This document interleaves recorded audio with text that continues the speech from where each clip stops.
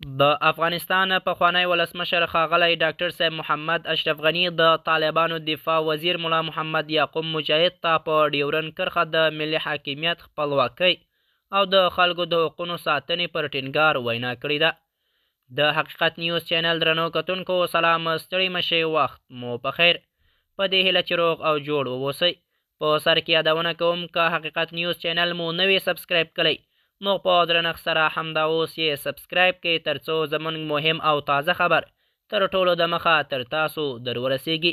غني په خپله وینا کې د ډیورن کرښې تاریخي ملي اهمیت ته په ګوته کړی او وویل چې دا کرښه د افغانانو د ملي مسئلې یوه برخه ده چې هیڅ بهرنی فشار، زور یا سیاست حقیقت بدلولی نشي.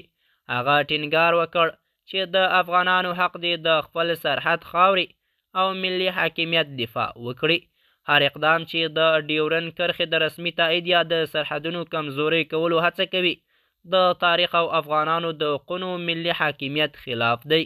محمد اشرف غني په خپلو څرګندونو کې وویل چې طالبانو ته اړینه ده چې ملي ګټو ته لومړیتوب ورکړي. هغه غوښتنه وکړه چې د هر ډول بهرني فشار پر وړاندې کلک دریځ ونیول شي او د افغانانو د یووالي، امنیت او ملي حاکمیت د ساتنې لپاره عملي ګامونه پورته شي. غني خبرداری ورکړ چې هیڅوک حق نه لري د افغانستان ملي حاکمیت، خپلواکۍ او سرحدونه له خطر سره مخ کړي.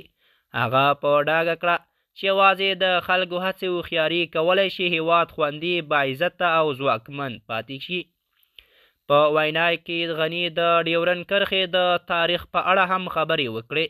هغه یادونه وکړه چې دا کرښه له 1893 کال راهیسې د افغانانو لپاره یوه جنجالي مسئلې په توګه پاتې شوې ده او د افغانانو اراده تل د دې کرښې د رسمي تایید پر وړاندې کلکه پاتې شوې ده.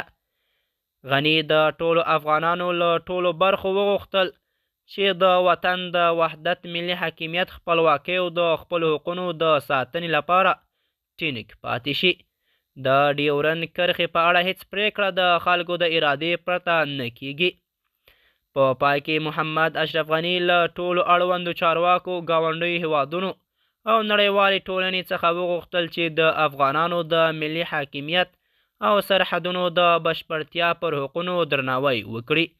هغه ټینګار وکړ چې د ډیورن کرښې هر ډول بحث تل د افغانانو د ملي حقونو په درناوي ترسره شي او ټولې پریکړې د خلکو د ارادې، حقونو او ملي ګټو پر اساس وي.